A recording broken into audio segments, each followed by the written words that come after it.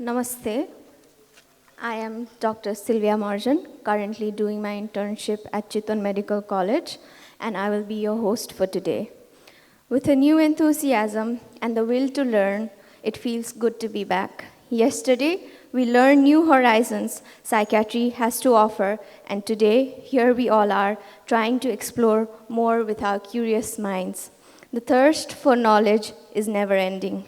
I would like to once again welcome each and every one of you to the second day of PanCon 2022.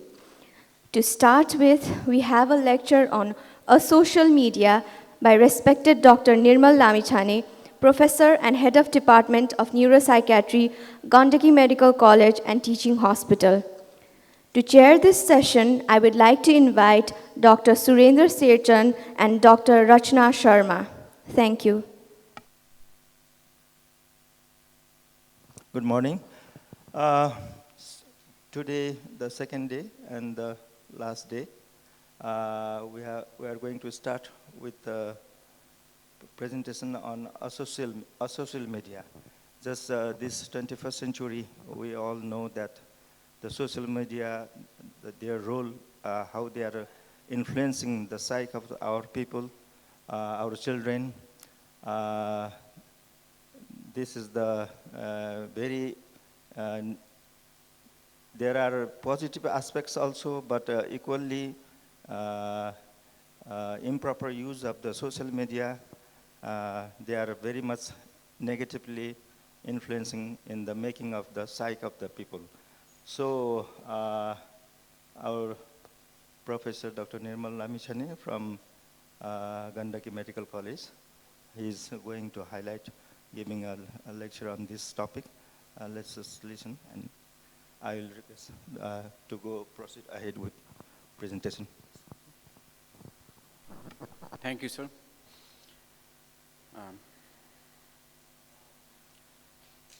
We wish all the chairs were filled, but early in the morning, I guess that would be too much to ask. So whatever audience we have, I would like to welcome you to this first session of today. Recently, what I've realized is when we talk about studies or research in the conference, people hardly like to listen to it. So I have chosen to be different so that I can grasp the attention of the audience.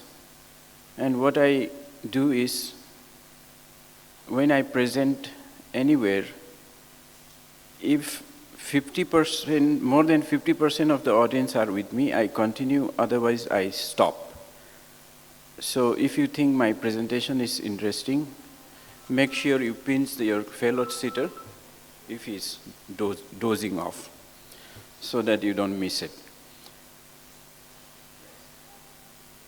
I'm sure you learned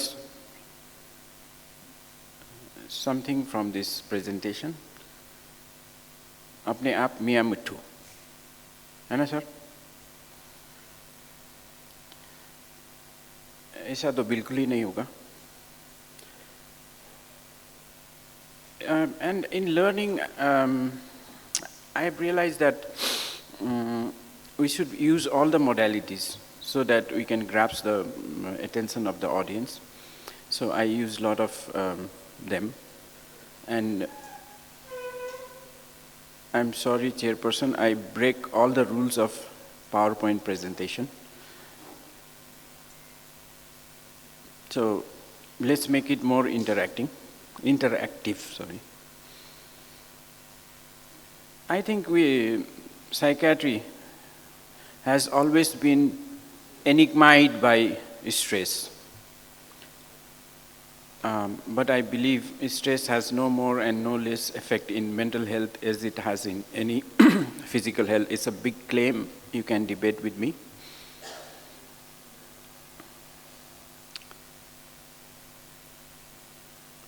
And I think this will sort our lots of off, this is scientific. So let's all agree that stress has no more and no less effect in mental health as it has in any known physical health. Let's go to the roller coaster ride. This is how I'll go about in my presentation. I'll talk briefly about the background. Social media, we know, has proliferated the worldwide, raising concern over how the platforms are affecting mental and social well-being. Usually, parents would come to us saying that my son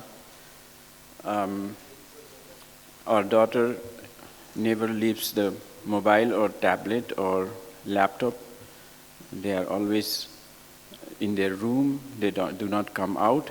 I think that is the demand. That is how the generation has changed now. Sometimes we have to understand their status also. And in our era, maybe we used to go outside. Dr. Sharma is here. He would agree with me that we would go and play gucha, sir. We would go and play different outdoor games, but that we don't see, so at least they have to do something. So social media is providing that platform. And social media companies and many users, that's how defend the platform as avenues for promoting creativity and community building. But it is also criticized for being addictive. I don't know if it has been included in our classificatory system and well accepted, but I frequently hear in different forums that social media addiction as a clinical identity should be considered, and for its role in the spread of misinformation on critical issues. And cyberbullying now, we see a lot of films. I don't know if you have seen Drishyam, Hindi movie. In that, I think it was related to cyberbullying, that whatever happens in the movie. So social media can also be used as a platform for bullying and exclusion, as well as for the normalizing of risk-taking behavior and the promotion of unrealistic body image and popularity standards. On this social media platform, cyberbullies can make hurtful and emotionally scaring comments anonymously. Bullying in the school during our days would last till we are in the school, but cyberbullying can last 24/7. It can be very hurtful. And whatever is there can be made viral. I don't know why they use this term viral. I have started saying bacterial, by sharing with others instantly. So bullying infiltrate not only in the person who is bullying it, but worldwide, we can say. An additional stressor is the unlimited access people have to social media via their phones and home devices. One of my colleague, Dr. Nidesh, told me that, this yug is Gopte yug. Kali yug sakera Gopte yug suru bhayo. Everybody is Goptiera basirach.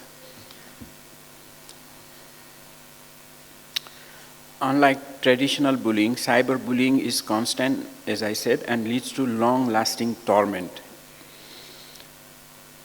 And what has added to it is psychoactive substance use during adolescence is an emerging challenge to public health system. Peer influence and willingness to experiment lead to taking high-risk decisions, eventually leading towards substance abuse. And according to Nepal Drug Users Survey in 2076, 6.9% male and 12.1% female drug users are under 20 years of age. And there is increasing concern over teenagers engaging in drug use as it affects not only health of the drug user but also mental and social well-being of the family and the community. So in this short movie that we have tried to make, we have tried to portray how cyberbullying and substance use can be detrimental to the life of teenagers who come from different places of Nepal to the cities to pursue education. In a conference, I could have easily presented this in text and to you, but I chose this medium to say what I had to say about social media. So I'm done. Thank you.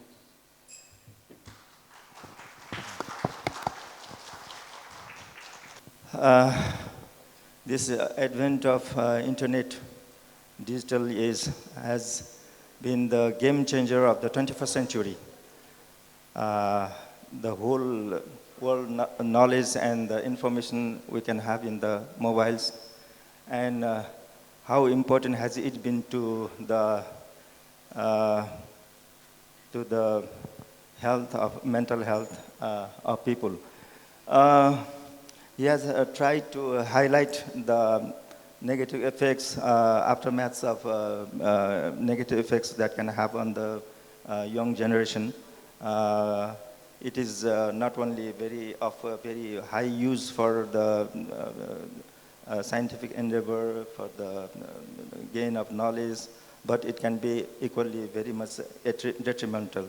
So we mental health professionals are coming, have to face this challenge, how it can be bad for the young generation. So how are we going to face those challenges? It's very, have become pertinent. For example, in at this time, we are entering in the phase of election. So during this election, so much information is floating in the media that for the common people, there is so much of wrong information being floated and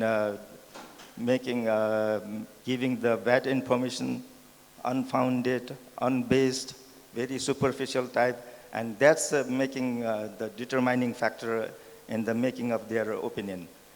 So it has become, in this age, we mental health professionals has to be very much aware of the way this is influencing in the making of the psyche of our new generation.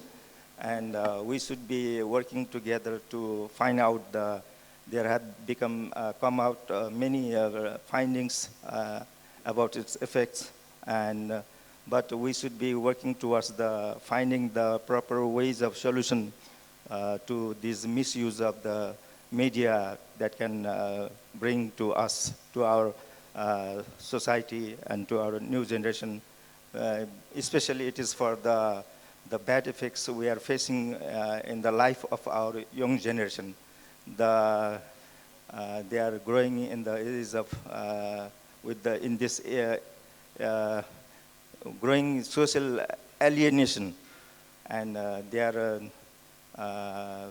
become victim to this media bullying, cyber crimes.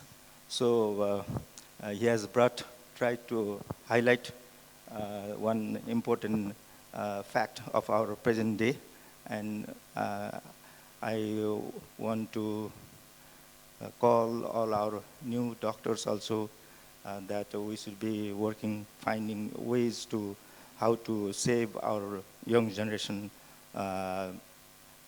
to save them from the bad effects of the misuse of the media also. So I want to call if any questions or opinions from the floor. We'll have a few minutes. If any questions, any opinions, if anybody would like to say, keep the floor open.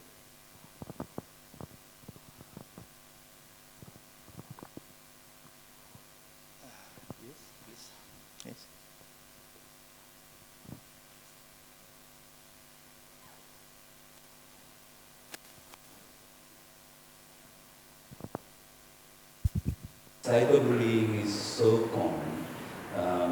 Facebook is old now. I think only old people use it. I think it's Instagram, and there are new versions of social media turning up every week or so.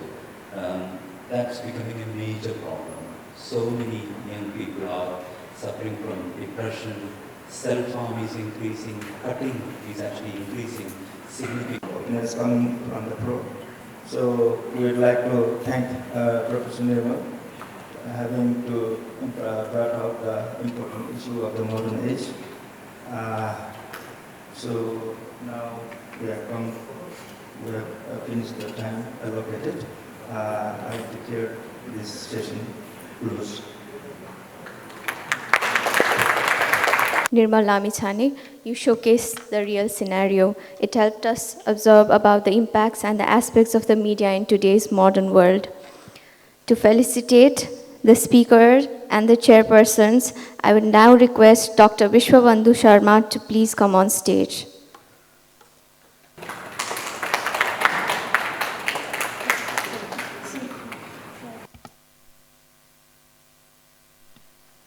I would like to request Dr. Nirmal Lamichhane to receive the certificates.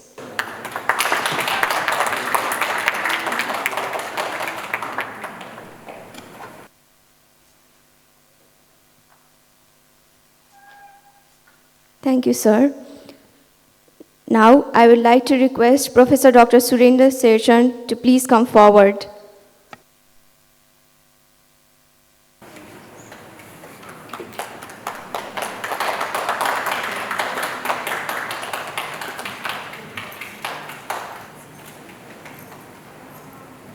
Thank you, sir. I would like to request Dr. Rachna Sharma to please come forward.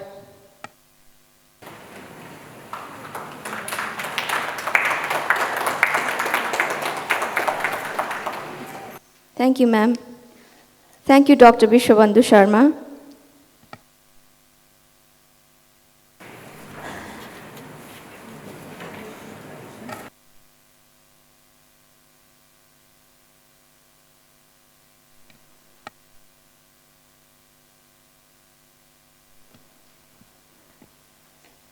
Moving forward, children are the pillars of the nation, and to nurture a child, parents do put enormous effort. Likewise, the fact that their children can suffer with chronic mental illness is quite far-fetched, likely beyond their imagination. To spread more light on the topic, What After Me? Concerns of parents of persons with chronic mental illness and neurodevelopmental disorder, I would like to request respected Dr. T. Shivakumar to please come forward.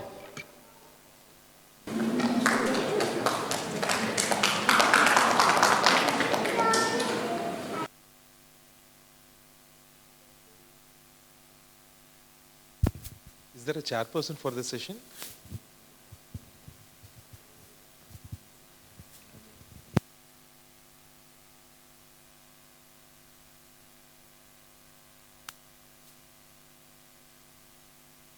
The chairperson of this session are Professor Dr. S.N. Pradhan and Professor Dr. Pradeep Mansingh.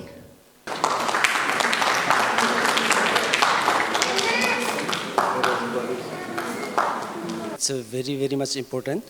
So especially the suffering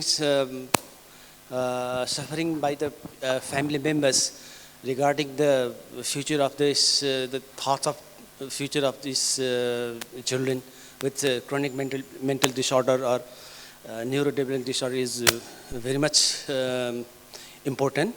So to highlight the aspect of this What After Me in the chronic mental children suffering from mental disorder, chronic mental disorder, neurodevelopmental disorders, I'd like to welcome additional Professor Dr. T.S. Kumar. He's a professor at NIMHAMS, and he especially works with in the rehabilitations. So please welcome. I welcome Dr. Shivakumar. Definitely that what we are in our scenario, this is the really burning issue to each and every patient who is suffering from mental illness and developmental disorders. And definitely in those conditions, what the parents used to think, what after them, how they will survive. This is really, really very crucial issue where I hope Dr. Shiva Kumar will highlight all the possibilities and all the solutions will be seen. Please go ahead, sir. Thank you, Chairpersons. Welcome all. A very good morning for all of you. So over the next half an hour or so, I'll just take you through this particular topic, which is a concern of every parent who has a child with a disabling illness, be it intellectual disability or through mental illness. So when an offspring is diagnosed with disability, the parents go through myriad emotions, including disbelief, loss, anger, and then denial. And if the condition is actually disabling, then the parents assume caregiver responsibilities, be it for intellectual disability or for mental illness. And in the case of intellectual disability, it also influences the decision of the parents to have another child, if the first child happens to be disabled. And literature says, what after me is one of the greatest sources of psychological pain for parents.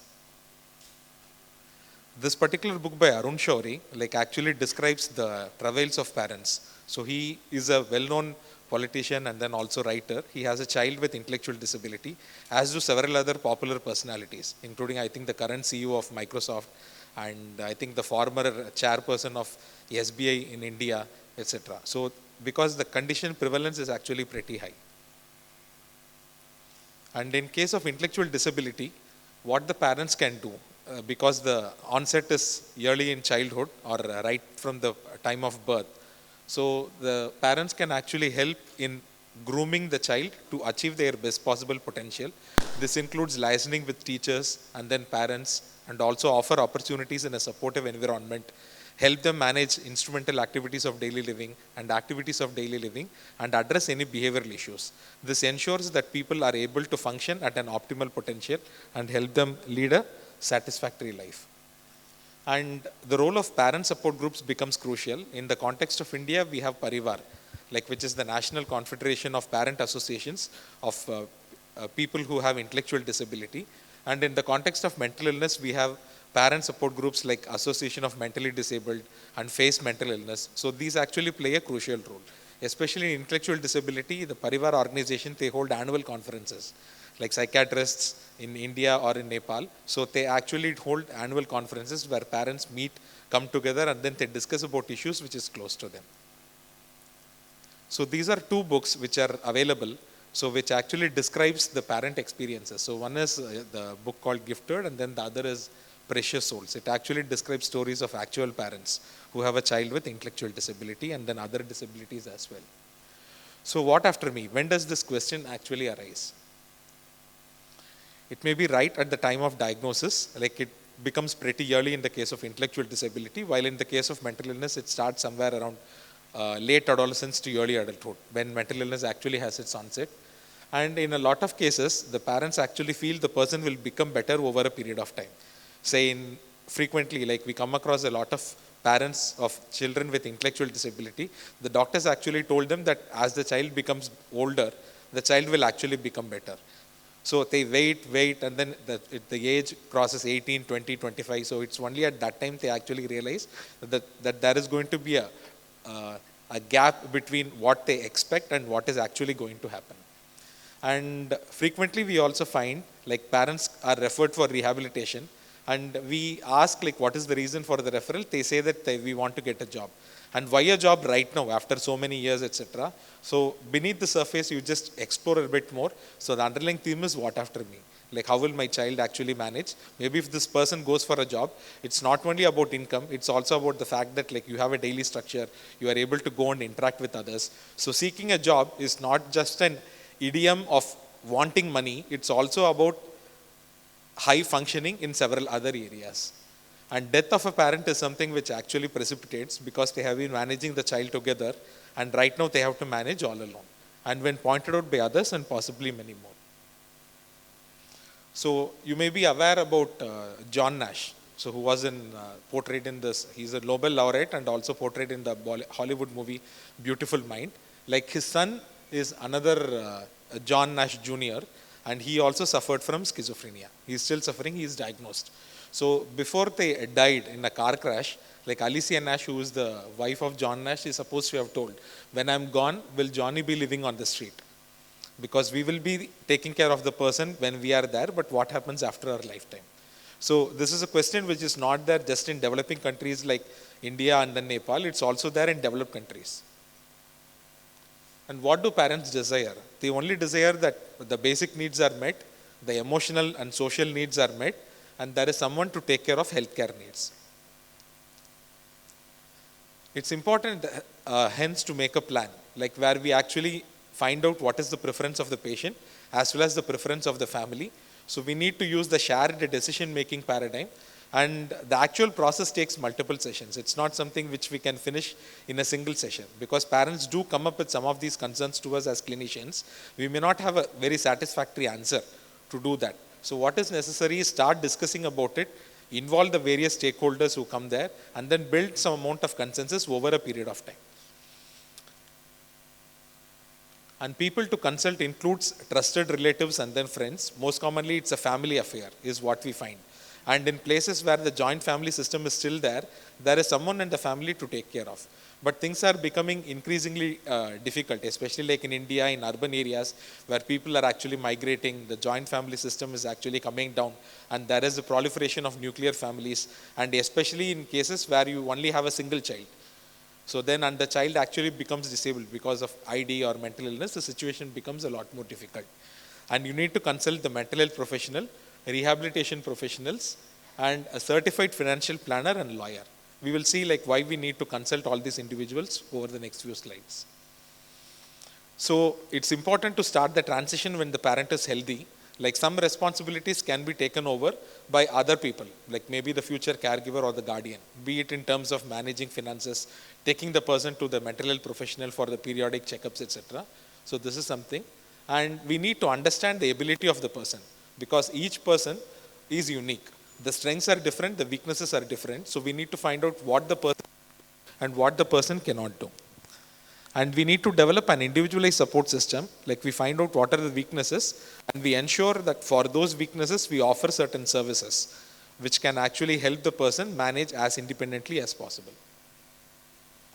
And identifying a future caregiver or guardian becomes difficult because of the factors like urbanization, disintegration of the joint family, migration especially within the country for social reasons or for economic reasons. And there is a difference between rural and urban areas. Whereas in rural areas, the joint family system is relatively preserved, or the members of the extended family are available close by, the solution seems to be easier.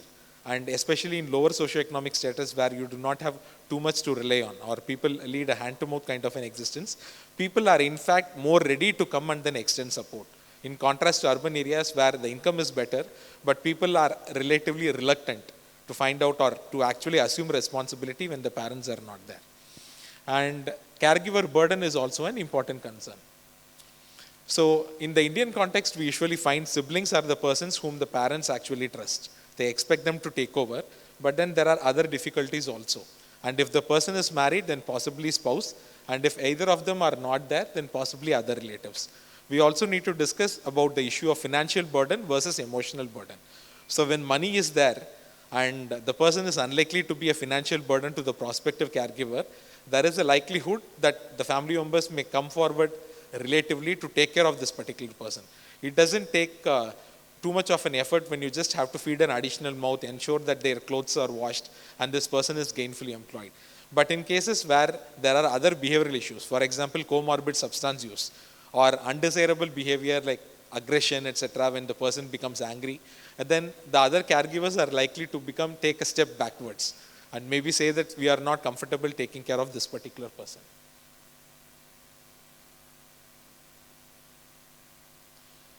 So medication adherence becomes an issue. So when medication adherence is good and the person has good insight, then some other family member is more likely to assume responsibility.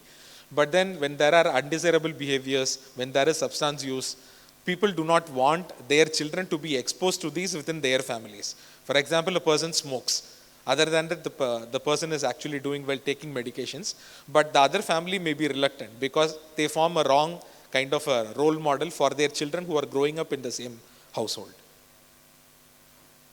And is marriage a solution? Because this is something which parents usually come up with. They feel that, and this is especially more common when you have a male child.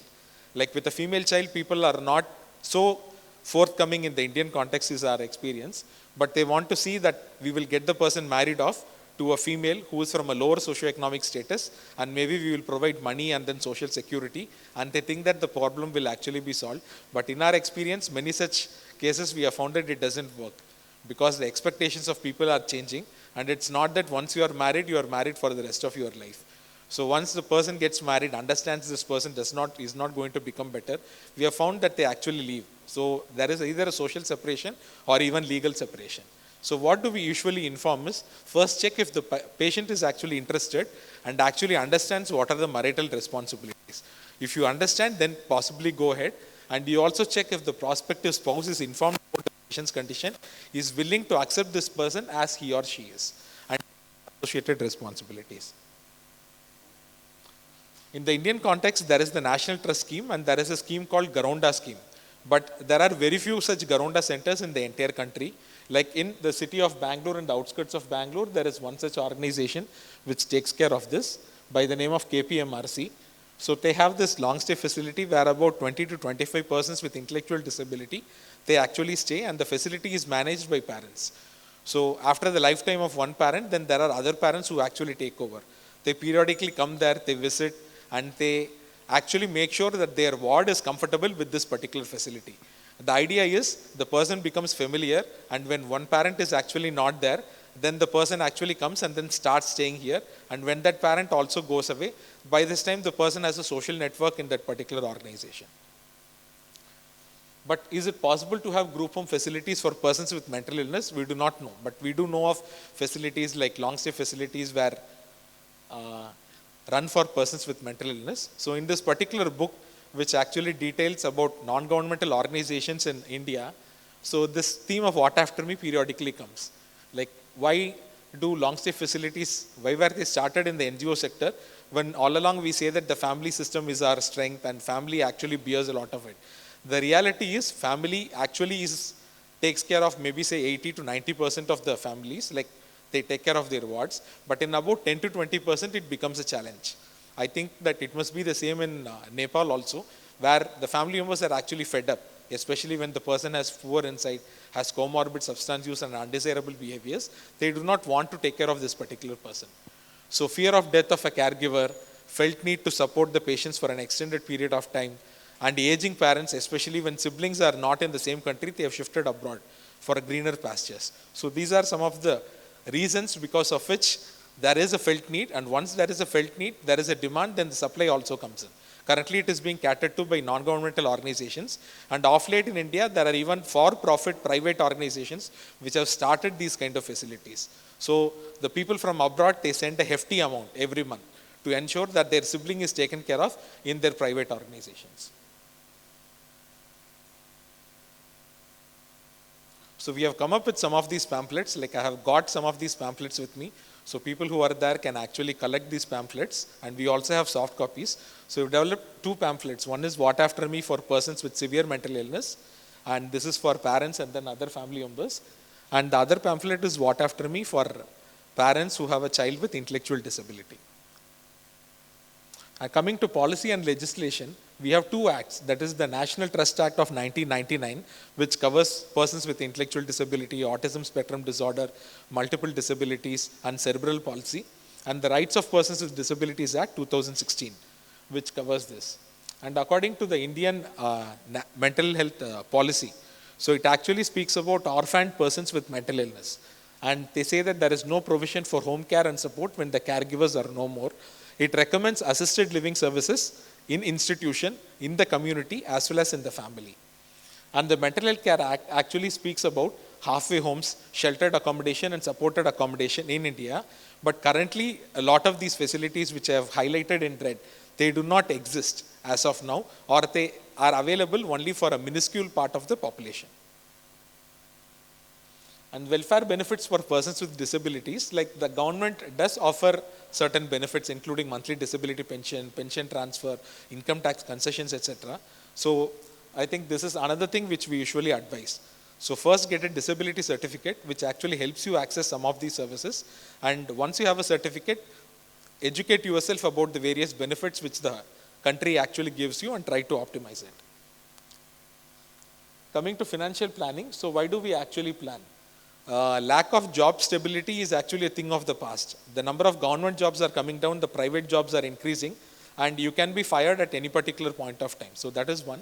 And the second is, there is, like increasingly, there is no such thing called guaranteed pension for the rest of your time.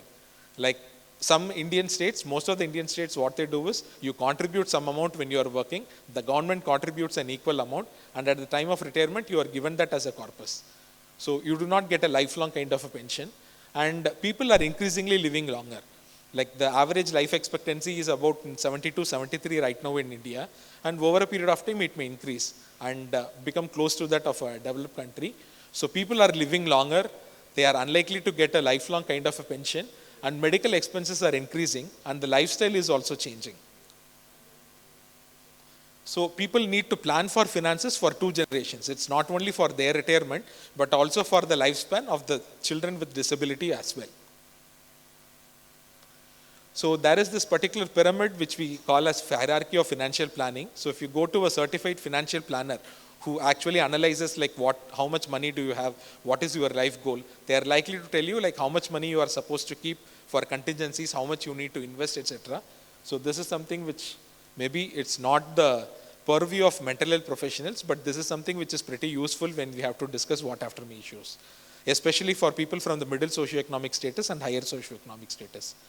And it's important to take insurance, which is the safety net. These are things which the certified financial planners actually say.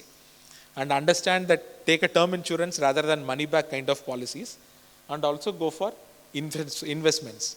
Find out like what is the estimated corpus, when do you start investing, what is the rate of return, so that like by the time the person actually is left alone, then they have a certain amount of corpus of money.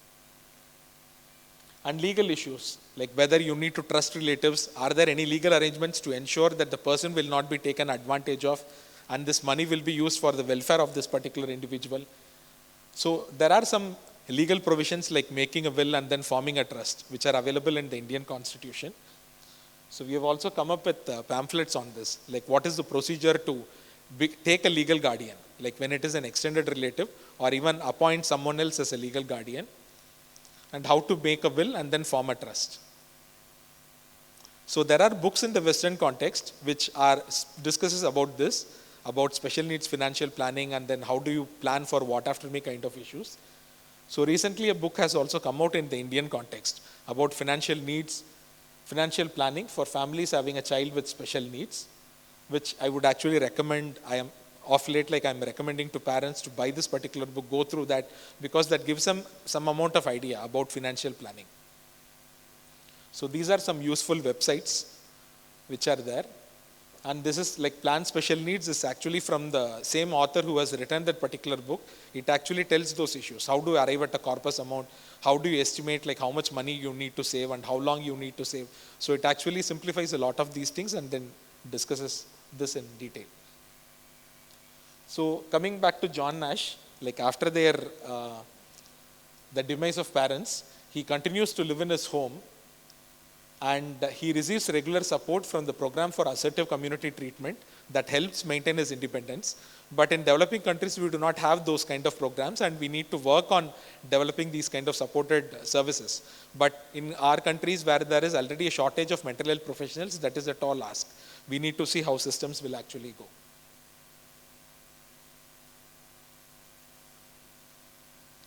So these are some articles, papers which we had actually written about this on future care planning. Maybe people can write to me and then I can actually share the soft copy of some of these articles. And future care planning for persons with intellectual developmental disorder in resource poor settings. So the take home message is develop competency of the person, develop an individualized support system, apply for disability certificate and try to avail whatever benefits are actually available. Identify future guardian and caregivers. Like some parents actually start grooming them right from the beginning. We have come across families where the first child is a person with disability, the second child is a neurotypical. And they groom this neurotypical child from childhood to take up the caregiving responsibility in future. And start financial planning early. This is especially helpful with developmental disabilities because you have some 20 to 30 years to build up that corpus. But when it comes to mental illness, it's all the more challenging because it starts pretty late and the amount of time you have to save and then invest is actually pretty limited. Take term insurance for both parents and then avail health insurance. So I'd also take this opportunity to introduce our Journal of Psychosocial Rehab and Mental Health. Please consider this particular journal for submission of articles related to rehab or recovery. So we are coming up with 4 issues starting from this year, and Dr. SKC is the editor. For any queries and other things, like please you can note down my email ID, you can actually mail it to me. I also have the pamphlets, like people can collect it from me at the end of this particular session. Thank you.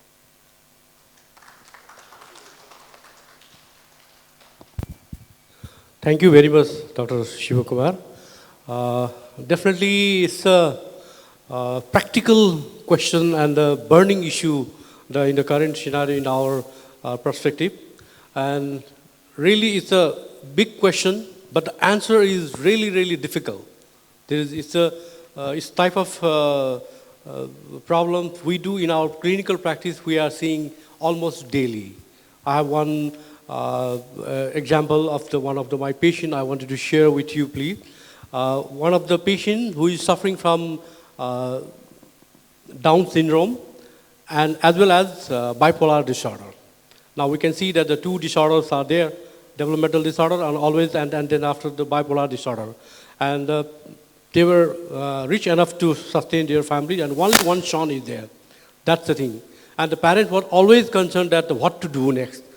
What to do next? This is our child that he's not getting well, he's not intellectually fine, and he's not going to sustain their families. And they were always asking about this question. And that was very difficult. And then after a few years of time, they make one solution that after marriage, maybe something will happen, okay, and then there will be some offspring or children, and that after us, that children will look after our son. And even after marrying, they were asking that there were no children at all. And they were asking that, is there any possibilities that they copulate each other? This is also another issue that they could not do, they could not find out anything. And they were really desperate. And at the same moment, due to the increased aggressive behavior by bipolar illness, the patient used to beat to his wife. And finally, the wife could not stay together and then she went away. And again, the same question arises. Now, what to do? What to do? This type of problem is still in our society, especially in India, Nepal, in these South Asian countries that we are seeing things. In the Western countries, that the government is definitely looking after and then taking care of that. And such type of rehabilitation centers are still not there in our countries. And we have to act on that. And with this, we have to support with to such type of patient. How can we increase after them, after the parents? How can we support them? What is the possibilities that we have to go on with this? Definitely. Thank you very much. And any questions, any queries, please? Thank you, Dr. T. Shivakumar. And thank you, Professor Dr. S.N. Pradhan and Professor Dr. Pradeep Mansingh. Now, to felicitate the speaker and the chairpersons, I would like to request Professor Dr. Surendra Sherchan to come forward. I would like to request respected Dr. T. Shivakumar to please come forward.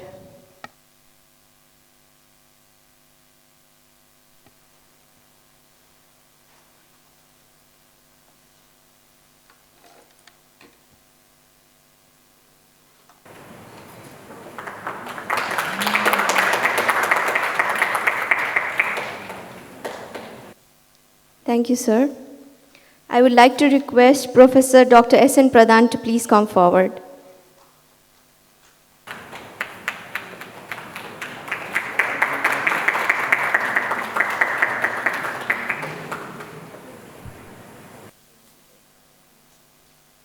Thank you, sir.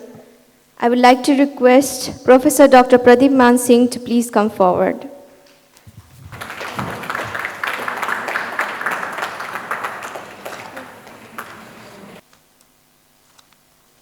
Thank you, sir. For the next presentation on the topic autism and intellectual disability, I would like to humbly request respected Professor Dr. S.K. Gangadharan, consultant psychiatrist in learning disability services at Leicestershire Partnership NHS Trust, to come forward. To chair this session, I would like to request Dr. Arun Rajkumar and Dr. Utkarsh Karki to come forward. Thank you. Sorry for the interruption. Dr.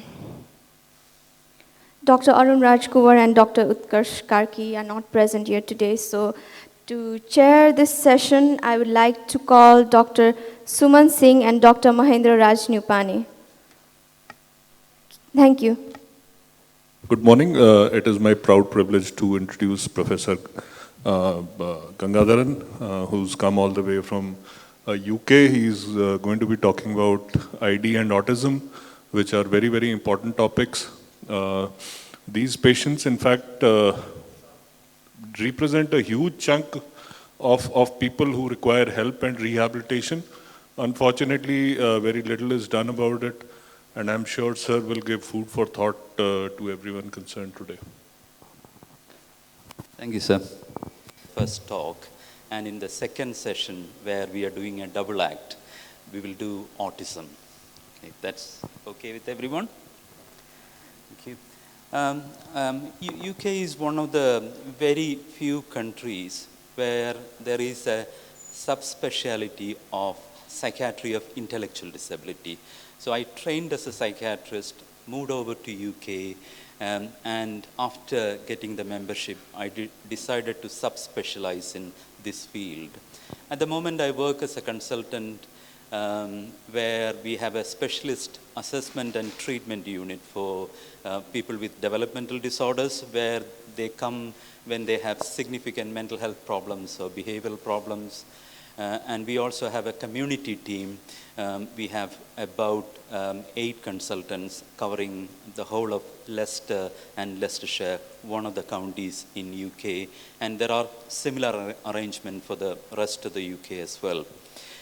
So I'm going to briefly talk about some of the fundamentals of the intellectual disability, including the presentation of mental health problems in this population, because Dr. Shivkumar has covered actually the rehabilitation part. So I would try not to encroach upon that topic, but there might be some slides which are pointing to that.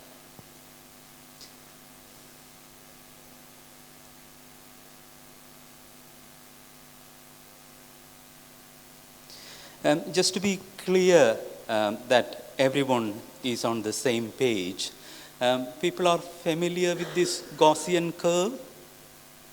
Okay, this is the distribution of IQ in the population. There are people on the left side of the curve, and there are people on the main peak of the curve, where most of the people would be falling under. And there are some lucky people on the other side of the curve. People have superior or far superior intelligence. The population I am talking about is actually people below, approximately at 70 and below. Although 70 is often described as the cutoff for learning disability, in reality it is not true. You will see people from 80, 85 downwards, because they're present in a very, very similar situations. Obviously, the bulk of the population have mild learning disability, and a smaller proportion have moderate intellectual disability, and very small number have severe and profound. By the way, I keep mentioning learning disability. I know learning disability has a different meaning in India and America. In UK, learning disability is used as same as intellectual disability or mental retardation. That's why I think I kind of unknowingly mentioned learning disability, so forgive me for that. So So people vary in their ability, and it is like a spectrum. The spectrum word is often used in people with autism, but intellectual disability also is a spectrum. IQ varies from 70, but not really 70, 80 or 85 to up to 20, 19 or 18 of recorded IQs. Expressive language varies. People with mild intellectual disability may not have much significant delay in the language development. They are able to speak reasonably normally. They are able to understand spoken language. Usually, we have to slow down. We have to use simple words, and we have to check if they have understood. Whereas when you move on to people with moderate intellectual disability, their understanding is based on the words that you use. So it's important to actually highlight the word, repeat the word, so that they can understand what you're trying to communicate. When it comes to severe or profound, the understanding will be very limited. They can still understand. There may be about 3 or 4 words, or maybe up to 10 words they can understand and respond to. Profound, it's very limited. They rely entirely on the carers to look after them, and some of them may not be even be able to communicate their basic needs. The carers need to understand and support them. And comprehension is similar. Non-verbal communication is again actually varies in the same way, and self-care. In terms of looking at how independent people can be in the society, I have included continence there because continence is an important element of being independent. So if you are reliant on someone else to look after your basic need, there is a significant limitations on being independent. Independent living is possible in people with mild intellectual disability. Quite a lot of my patients live independently in the community. They need some support with bills paying. They need some support with communications, letters, reading, and all those things. But some of them work, supported employment, earn their living. They are able to look after their house, so they can live independently. When it comes to moderate or severe, they need varying levels of support. Academic work, again, actually, people with milder end are able to do some academic work, good enough to get them some basic jobs. And similar with the social development. So the variability of the spectrum moves, spread across like that in employment, mobility, and associated deficits as well. When you move over to the moderate or severe end, you will have more CNS disorders like epilepsy and other neurological conditions happening very often. A significant proportion of people with severe or profound disability have complex forms of epilepsy which actually don't respond to many treatment. One element of the spectrum. There is a significant overlap with other conditions. Autistic spectrum disorder, about 30%, 1/3 of people with intellectual disability have autism. I'm sorry for that. I think about 60% of people with intellectual disability have autism. On the other side, actually, about 30 to 40% of autism, people with autism have intellectual disability as well. There are significant overlap with sensory impairment, which include blindness, partial blindness to full blindness, hearing deficits. There are overlaps with medical conditions. and overlap with mental health conditions.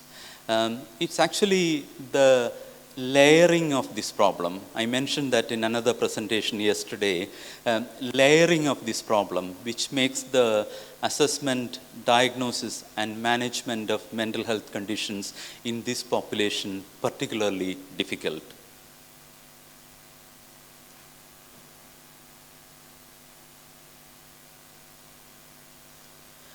In addition to that layering, this is the additional dimension. Stigma is a major problem. It as much as of a problem as in mental illness. Access to services. Even when people want to access services, doctors find difficult to assess them.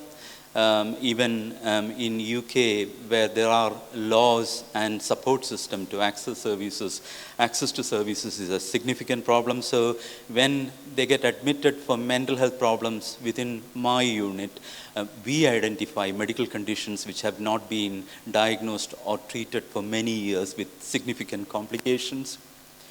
Poverty, people from low socioeconomic class have significantly worse outcome.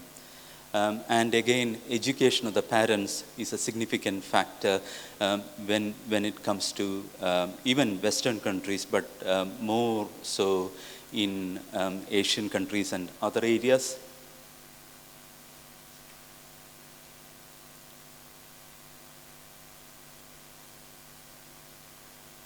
I mentioned about the physical health issues. There is a number of physical conditions which are common in this population. Epilepsy, I mentioned, is common. Dementia is highly prevalent in one group of people with intellectual disability. Does anyone know who that population is, which that population is? People with Down syndrome have a very high prevalence of Alzheimer's type of dementia starting very early. Some of my patients have started developing dementia early signs by about early 30s, like 32, 34, they will start developing signs of decline. Congenital heart conditions are very common. GIT, which is often the most ignored system in our body, and lots of people with intellectual disability die of constipation. They just don't suffer from constipation, they die of impacted bowel and megacolon and toxic conditions associated with constipation, which is potentially treatable condition if it is identified early and intervened. Lifestyle conditions are common in people with, some of the people with intellectual disability, particularly people with Down syndrome. The weight gain is a major issue. Respiratory conditions and hypothyroidism. You might wonder actually why people with intellectual disability have high level of physical health problem, some of which can be explained by their genetic condition. This is Down syndrome, and people with Down syndrome have various features as part of their genetic presentation. People know that Down syndrome is a trisomy 21. Okay? And within that, abnormal ears, because they have a very narrow ear canal, the wax gets accumulated there and they develop deafness. And some of the deafness causes significant deterioration, and it's identified, it's potentially treatable with syringing. You can remove the wax and that actually will cause curing. Congenital heart conditions. Intestinal blockage is very common in people with Down syndrome. When their age advances, they have a megacolon, they have a low tone for their muscles, and the dietary factors also contribute. They have impacted bowel and intestinal obstruction. And diminished muscle tone leads to frequent respiratory infections and other complications coming from the respiratory tract. So some of the medical conditions are directly related to the genetic conditions. And some of the medical conditions are part of the lifestyle which develops later. Psychiatric diagnosis is very common, 40 to 60% based on how you define the mental health condition varies. As you know, psychiatric diagnoses are reasonably easy to make in people with mild intellectual disability. If you take a careful history, which should include a good collateral history, if you are able to identify the premorbid personality of the person, which is very, very important. You need to know actually what this person's skills were, what this person's interests were, and the behavior, the nature of the behavior. If you understand the premorbid personality, then you can begin to identify actually what is the change I am seeing in this person. And for that collateral history, often actually we take collateral history from multiple sources to make a diagnosis. So it is possible to diagnose psychiatric conditions in mild intellectual disability group. And people with moderate intellectual disability, you can still make diagnosis. Depression, you can make a diagnosis of depression because you can see the biological symptoms, you can see the change in the behavioral pattern. But when it comes to severe or profound intellectual disability, it is very, very difficult to make a diagnosis of a psychiatric condition. And it's often actually by exclusion we come to the diagnosis, and often we do a trial of a treatment, an antidepressant, for example, to see if the person responds.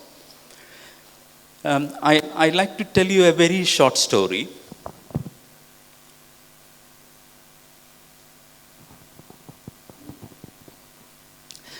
One of the doctors who worked with me came to me because he had a patient with severe intellectual disability, profound and severe intellectual disability on wheelchair, can't hear, can't see.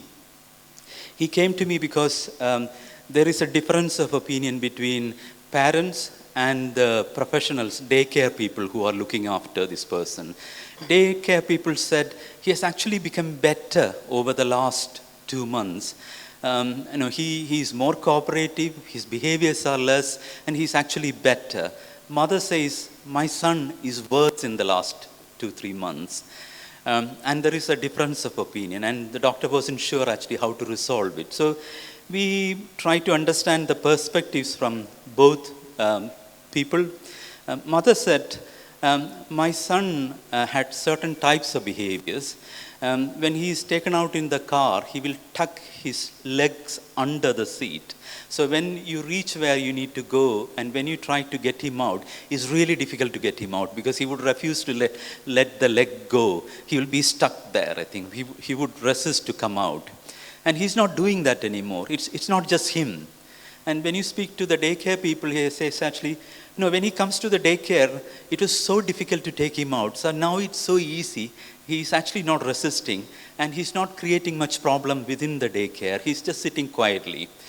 So they are happy because it's easy to look after them, look after him. But mom says, this is not my son.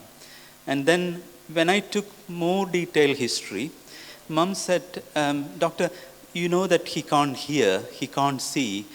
So I take him out into the garden. When I take him out into the garden, he stretches his hands and actually run his hands through the leaves of the bushes on the garden. And I'm pretty sure he can feel the different textures of the leaf. And if you look at his face, he looks most relaxed when he does that. And for the last 2 months, he's not doing it. He's actually not stretching out his hands. He's just sitting on the wheelchair. And that's why she says actually he has changed. Unfortunately, he's on a peg feeding, so there is no change in appetite because people feed him, so they don't know whether actually he's actually really hungry or not. After much deliberation, after much discussion, we decided actually that we'll start him on an antidepressant. We started him on an antidepressant. Within actually a few weeks, you could see that actually, he started, stretching out his hands, experiencing the textures of the leaves. Unfortunately for the daycare people, he started tucking his legs under the seat, so it has became a problem for them again. But our nurses worked with the daycare centers to identify potential solutions to those behavioral problems. So what I wanted to highlight here is actually, it's relatively easy to diagnose mental health problems in people with mild, with some difficulty within the moderate group. But it's not impossible even in people with severe or profound intellectual disability.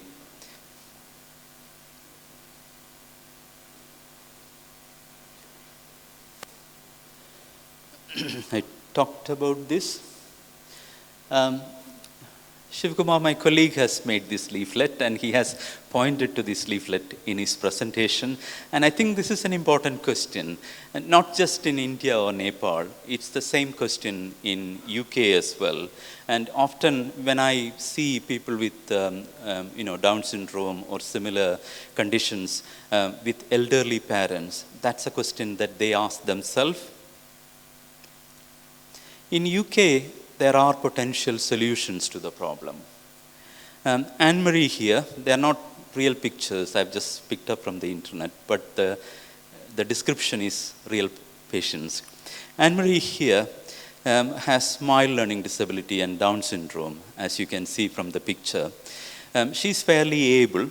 She goes to a supported employment. She works there. She gets an income. She has a flat. She lives independently there. She is able to look after, maintaining the flat. All that carers do, they visit her 3 times a week. They make sure she has enough money for shopping.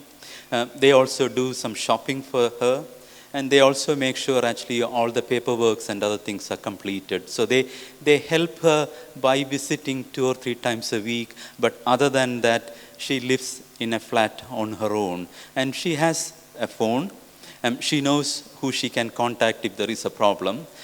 So she's able to live independently. And that is actually an independent living arrangement for a person with intellectual disability. Sometimes parents fund it, and sometimes when parents can't fund it, within UK there is a social care system which can fund it.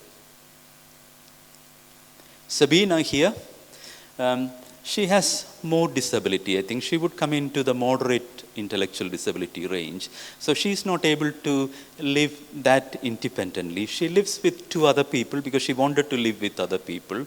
And she lives within a group of flats where there is a staff base. So they are actually in the staff building, and these 3 people are able to share a house, and there is access to support from the staff base. Peter here has severe autism and intellectual disability. He needs 24-hour support, but at the same time, he can't tolerate other people within the same environment. So he lives in his own flat, but there is 24-hour staffing within the flat. So one of the carers will be there. And Sam and Michael are 2 people with severe intellectual disabilities, cerebral palsy, and other problems. They live in supported living, but more nursing inputs there because they have some medical and other needs. So they have more nursing inputs. So what we see here is actually there is a fair range of options available within the UK setting for people with intellectual disability when parents can't look after them.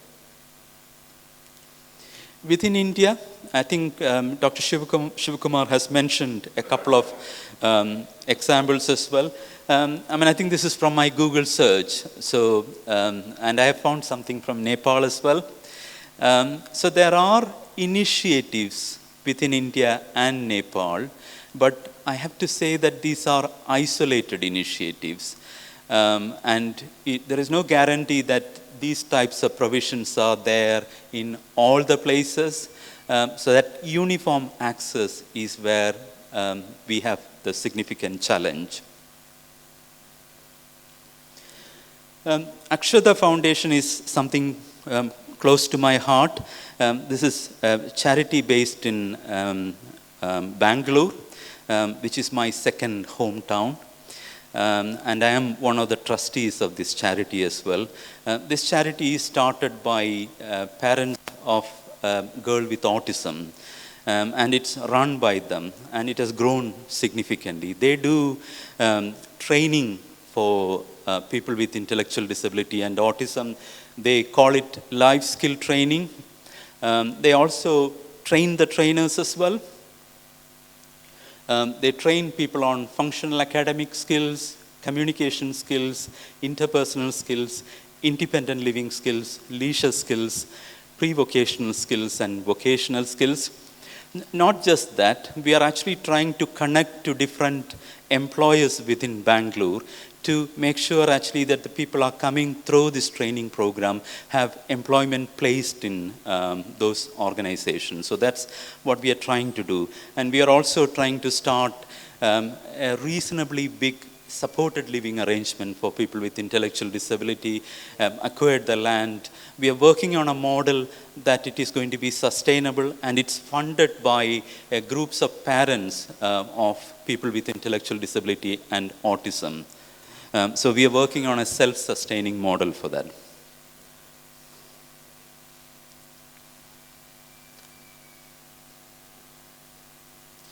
So the first picture is Lemon Tree Hotel. Has anyone visited Lemon Tree Hotels?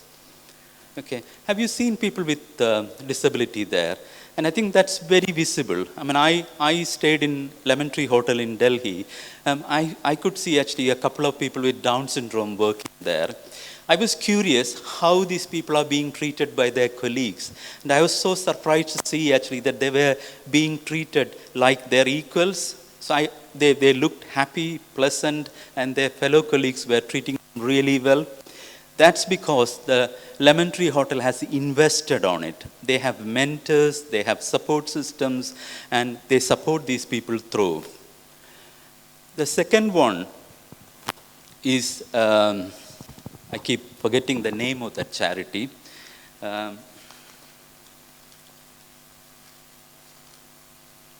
Tamana is an NGO which does fashion shows for people with which does fashion shows for people with intellectual disability and other disabilities every year, which is wonderful because actually, that gives confidence to not just people who participate, and also, hundreds and hundreds of people with other, disability watching it. So they are actually on the ramp, and one of the people in Bangalore as well actually conducted a fashion show which was very, very successful for people with autism. The picture over here, Autism at Work program, is actually a software company called SAP. It is a multinational company. It has a branch in Bangalore as well. They have taken it their mission to have a good number of people with autism as their employees. And their mission statement is they are not doing it as part of their social responsibility. They are doing it because people with autism make very good employees. They are very productive. Although they have disability, if they are supported properly, they are actually very good employee. Asha, a lady who is shown there, she works as a quality assurance person for the software. She tests the software to make sure actually it's working well, and she has been working in that organization for a number of years and has found it really rewarding. The very last one is from my home state. I come from Kerala. The man with the red shirt, Sukumar Muthukad, is a very famous magician. He is popular, he has traveled the world, he's a very popular magician. He has started a charity where the focus of the charity is to develop entrepreneurial skills for people with intellectual disability. The short man there with the light green t-shirt, shirt, he's an actor. He's someone with disability. He has acted side roles in a few films. Now he has actually got a main role in a short film. And Sukumar Muthukad is actually developing quite a number of people, and they run regular shows, not just within their center. It's actually organized around the country. That actually kind of bring people into limelight, bring people into the mainstream, and give people a message that actually disability is not the end of the world. You can actually be productive members of the community. You can still achieve quite a lots of things even when you have the disability, if you have the right support. So there are very inspiring initiatives within the Indian subcontinent, but I think what we need to see is actually it growing. The real challenge I feel in India and Nepal is actually the vulnerable population within the intellectual disability group. I'll talk about a bit later. And then the gap between the need and the availability of the resources. It's so wide, I think. There are resources available, but it's nowhere near it can meet the needs. And the final thing is the urban-rural, which is a significant problem for India and equally significant problem for Nepal, because the prevalence of intellectual disability in Nepal is highest in the mountain region, the rural mountain region, but all the resources are actually organized in the major cities. This is the vulnerable populations within the ID group, women. And I think there is quite a number of articles about actually women with disabilities in Nepal, and how actually they are marginalized within the disability group. Low socioeconomic group, low education, people with multiple disabilities, they don't have the same level of access as the rest of the people. And people with severe behavioral problems that challenge, again actually they have significant problem. Population with disability in Nepal, there is a good proportion of women there, but I think the level of access to services is much, much lower than men.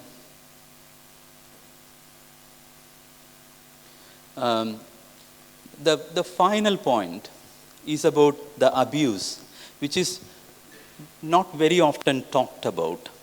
Abuse can take multiple forms, many forms. You have physical abuse, which is very straightforward and clear, beating, chaining, all other kinds of forms of abuse. You have emotional abuse, which is neglecting, cursing, shouting, especially when parents have significant financial burden or the person has significant behavioral challenges. Emotional abuse, even without physical abuse, could damage the person. Sexual abuse, not very often reported, very often talked about, molestation, even rape, and financial abuse, especially after parents are over. If the person has inherited properties, it could become a major problem. Stigma and social isolation complicates it. It makes it worse. People with multiple disabilities suffer from it more than other forms of disabilities. People with severe challenging behaviors are more likely to experience it because other people are unlikely to trust them. Women with ID is a particularly vulnerable group, and severe disabilities. What are the barriers to safeguarding people with disabilities? Person not able to report, communication problems, they are not able to report accurately. Carer blocking it, particularly if the carer is involved as part of the abuse system, they could block. Even when they are not involved, the shame and it will spoil the name of the family could be another reason. And professionals ignore it. I think we come across that, but we just turn a blind eye because we just don't know what to do, or we just don't want to take that hassle. And law is not protecting. Law finds that person not punishable, this person is not a credible witness, not enough evidence, so they get away. So there are multiple barriers to safeguarding people. UK, the system is, even when the police can't act, there are the healthcare organizations, social care organizations, and voluntary sector have a statutory responsibility for reporting abuse and act on the abuse. And there is a robust safeguarding system. You need to have a safeguarding meeting and look at the protection of the person. I don't think I have come across any information showing that actually that there is a similar system in India or in Nepal. My final, very final message is actually when you come across a person being abused, and if you choose to ignore and you are becoming the abuser, that's the most important message to remember. Thank you very much.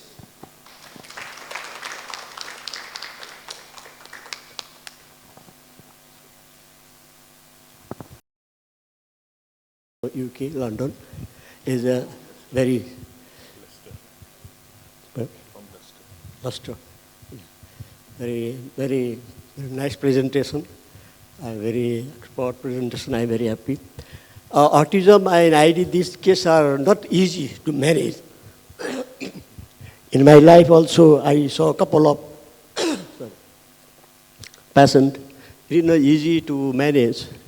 I saw some patients, they are very addicted at any object.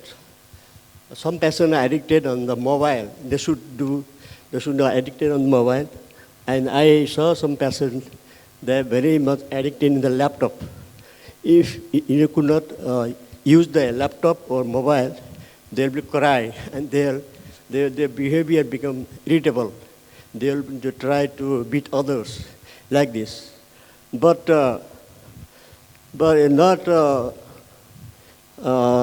We can manage also because we have the Autistic Care Center and the program also we have there in India.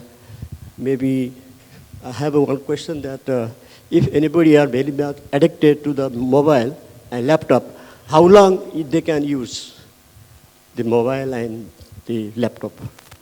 Thank you very much. As you know, there is no hard and fast rule about how long someone can use mobile or laptop, but I think it is becoming a problem. And I think some of my patients, they use it so much and they take it to their bedroom and continue to use it, and they're losing sleep over it. And they are actually staying awake actually until the early hours of the morning, like 4 o'clock, 5 o'clock, and they're not able to wake up, go to employment, go to daycare, and then it becomes a problem. Often what I see is actually people are not offering alternative options for them. When you are actually, when it has become your habit for many years, it's very difficult to change. But often it starts at a point actually that, parents are busy, they actually want this person to be occupied, they just give the mobile or laptop, and before they think about it, that's become their habit. It's about intervening early, it's about giving them alternative activities which they enjoy, supporting them, spending time with them. Unfortunately, that's the only way to actually turn it around. And when you have someone who is really addicted, you need to start it with a small step at a time, and maybe actually introducing something else that the person really likes, and encouraging that person to do that for a period of time, or 10 o'clock laptop time over, and you lock the laptop away because it's your sleeping time. But making sure actually that the person has laptop at other times, or making sure actually that afternoon or morning you do this activity together, so there is no laptop, but you make sure that you're doing that activity with them. And parents or the carers developing that skill to spend that time, which actually the person enjoys, and finding activities that person really enjoys, so slowly diverting the person away from that. That's the only way. And there is, as you know, there is no medication we can prescribe to stop laptop. Obviously, if you take the laptop away completely, you're actually taking something, a significant part of the person's life. And who knows, actually my patients, they watch videos on YouTube. There are parental restrictions on the laptop and mobile, so they can only watch proper sites. So they watch movies, they watch cartoons, they really enjoy it. And they're happy to talk about it. So why should we stand on the way of that? Because that's actually serving a good thing. But actually when it becomes not constructive is actually when it interferes with sleep, when it interferes with other activities, when it's affecting the person's quality of life. And that's when I think we try to intervene. And there is no hard and fast rule about how many hours or anything. It's all depending on actually how parents would want that threshold and what threshold will affect their life. So that's the only answer. Second question is, there is any relation between the cerebral palsy and that autism and that intellectual disability? Cerebral palsy? Cerebral palsy. Cerebral, yeah, autism. There is a relation between them? Yeah. Relationship between that cerebral palsy and autism and the intellectual disability. I haven't come across any significant relationship. Yeah. The only possible relationship I can see is generally cerebral palsy is higher among people with severe and profound intellectual disabilities. And it is the same group, there is a high proportion of people with autism as well. And I don't know whether that's causing the association. Honestly, I can't remember any papers which is linking the two conditions together. Thank you. I'm sure the audience would have some questions, so if there are any questions from the audience, we'd be glad to take. Can you just come over and... Because in this part of the world or India, the abuse in form of physical abuse or verbal abuse is very higher for learning disabilities or intellectual disabilities.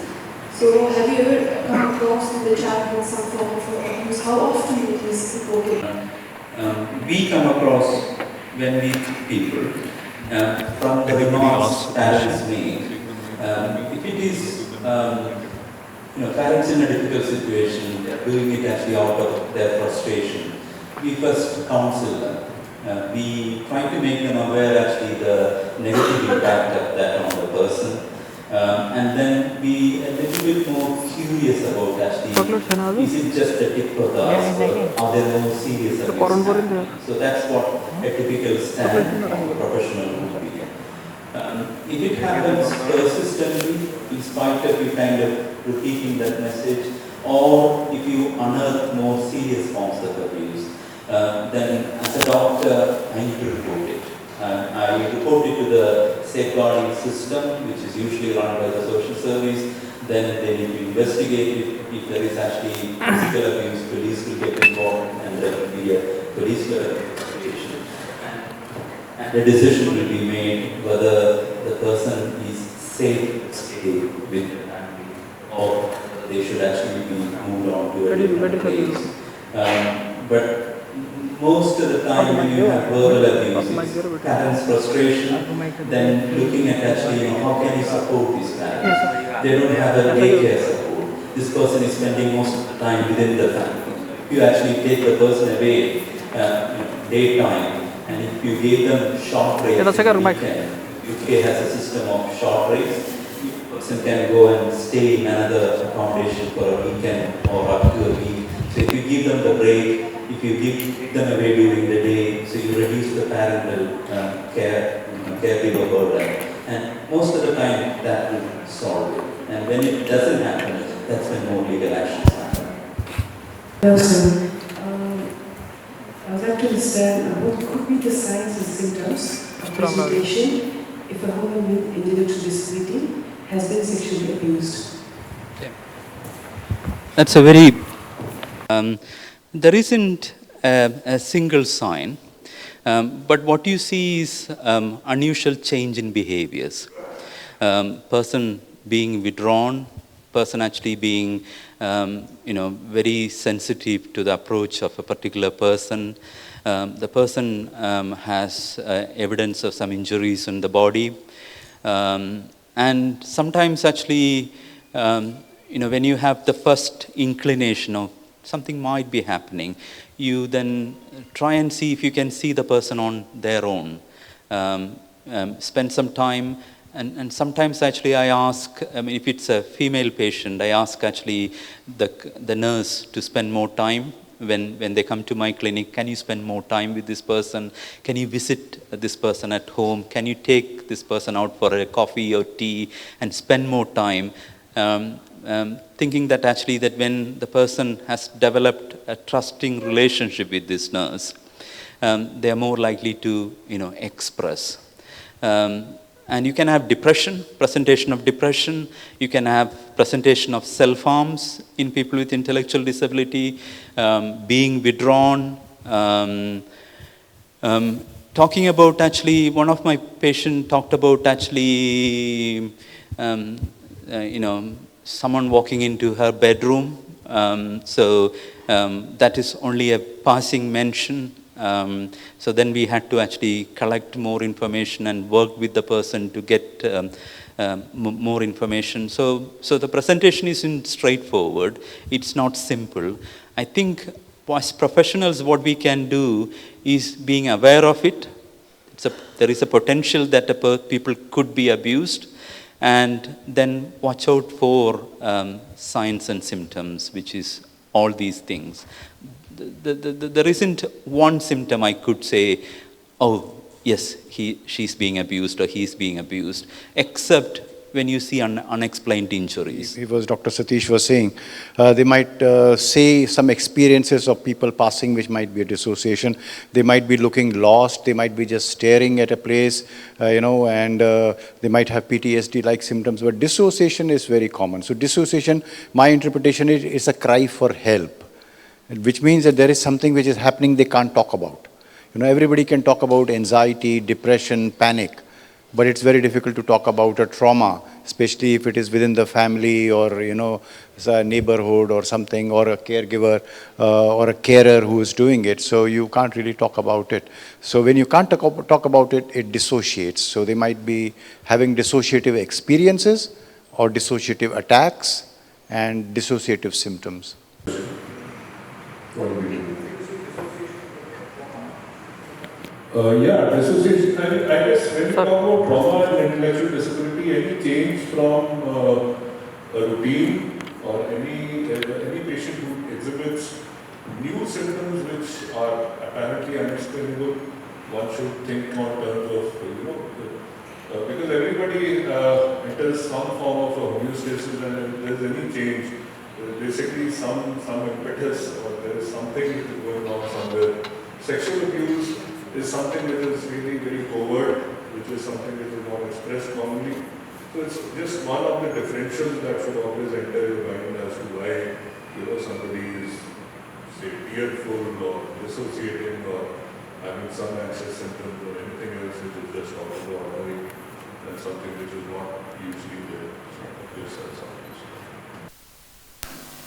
So I guess if there are no more questions, we'll end the session here. Thank you, sir. Thank you for your wonderful talk. And I'm sure it's been very, very illuminating for all of the audience, and especially for all SAARC countries, I guess.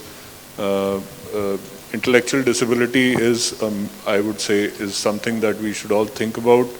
Rehabilitation and how to look after these patients is a major challenge for all of us.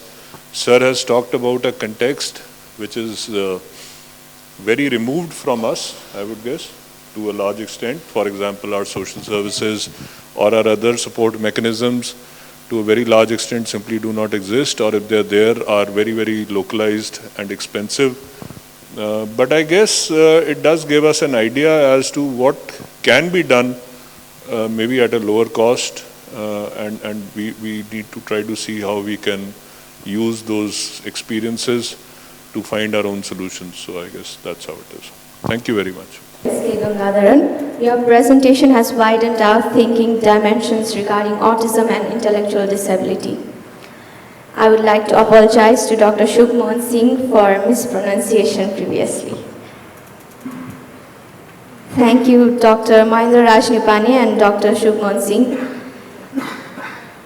for chairing this session. Now I would like to call Professor Dr. Pradeep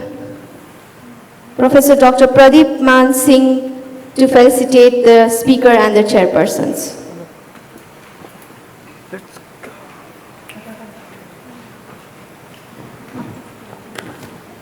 I would like to request Dr. S.K. Gangadharan to please come forward.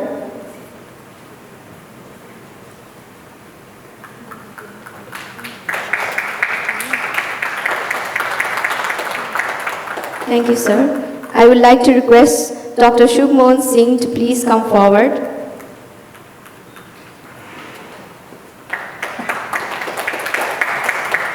Thank you, sir. I would like to request Dr. Mahendra Raj Nipani to please come forward. Thank you, sir. Thank you, Dr. Pradeep Man Singh.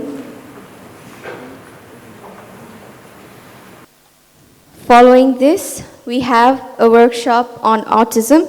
The panelists for this workshop are Professor Dr. S.K. Gangadharan, Consultant Psychiatrist in Learning Disability Services at Leicestershire Partnership NHS Trust, and Dr. P.S. Jaggi, Specialist Trainee in Adult Learning Disabilities at the Agnes Unit, Leicestershire, UK.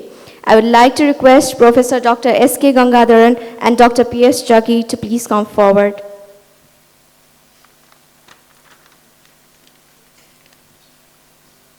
Likewise, the moderators for this workshop are Professor Dr. Pradeep Man Singh and Dr. Gunjan Doju. I would like to request Professor Dr. Pradeep Man Singh and Dr. Gunjan Doju to come forward. Thank you.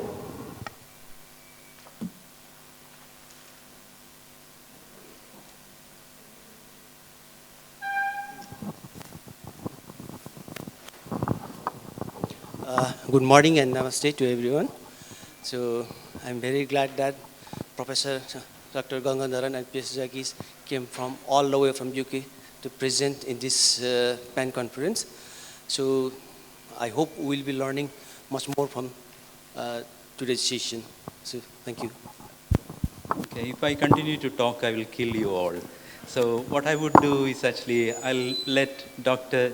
Jaggi speak through most of the section, and I'll come towards the end, make a few comments, if that's okay. Thank you so much. Thank you so much, chairpersons. This was meant to be some sort of a workshop, but what we decided to do was, what we thought might be more useful was to, oh no, wrong way. To talk about a few case vignettes that we've had from our experience in the UK, just to highlight how the different needs of people with autism can be, how differently they can present with. I would just be talking about the history and how they came to us, and Professor Gangadharan would then be discussing those cases towards the end. In between, I know we are short of time, so we'll quickly talk about the understanding of the autistic spectrum and what strategies for support exists in our system, and briefly mention the service model of the National Health Service. Right. So the first case is of Miss EF. So EF is in her 20s and she's known to have mild intellectual disability. So she was admitted formally to our unit. Formally means that I think in the Indian context would be an involuntary admission, an admission under the Mental Health Act. After she was found in the middle of a road after an argument with her mother. She has been previously known to place herself in danger. And when you look at her records, since her childhood, personality traits have been suspected. And while in the unit, there are several incidents of physical assault towards staff, verbal abuse, self-harming in the form of headbanging. She refuses to accept any psychotropic medication in a tablet form. And she also has epilepsy. And that complicates the condition further because she suffers from seizures quite frequently, and that causes more risk for injury. Then we have Mr. CG. Now, he's also in his 20s, and he's known to have an ID, an intellectual disability. He does come from a privileged background, so he grew up on a large farming estate, and he was very interested in farming and farming-related toys from his early childhood. He was admitted to our unit, again formally, after he violently assaulted his mother and the family dog. And when we looked at his records, we found that as a child, he had been diagnosed with schizophrenia, and he was prescribed 3 different antipsychotics. And he was known to be somebody who does not like change too much. And when he had come to our unit, he had not showered for about 4 months, around that time when he came into our unit. A diagnosis of antisocial personality disorder was considered for this patient. And when he was with us, these incidents continued, and because of that, he had to be placed in a nursing provision called long-term seclusion, where he was isolated from other service users to keep himself and others safe. And the last case is Mr. DG. So he's somebody in his 40s, so he lives in the community. He was referred to our service by the adult social care department, and the police were also involved because he had just finished an 18-month long prison sentence because of stalking. And we were asked to investigate, review the patient, and then give our opinion. I know this is very text heavy, you might not remember most of this, so towards the end of my slides, the summaries come back again, so that you can talk about them. So I'll very quickly talk about the understanding of autism. Autism was first, the term was first described in 1943 by Kanner, and the features then identified were aloofness, echolalia, and an obsessive desire for sameness. And up until in the late 60s, it was considered to be a form of childhood schizophrenia, and eventually it was described as a neurodevelopmental disorder in 1980. This was my understanding, the entire understanding of autism when I was a resident, that there are 3 features. There is an impairment in social communication, there is an impairment in social imagination, and impairment in social interaction. This, I think, is the triad by Lorna Wing. But there are so many other aspects and other symptoms of autism. The first picture in the top left corner shows about the sensory problems that can happen with people, for people with autism. This could be sensory intolerance, or it could also be a sensory preference. The picture below that shows stereotypic activities or stimming. I will probably quickly talk about that later. The other pictures represent a need for order, routine, sameness, and an interest in certain aspects of objects which probably other people might not be as interested in. So I know in his presentation yesterday, Professor Gangadharan did talk about autism as a spectrum, but getting to this understanding took a while.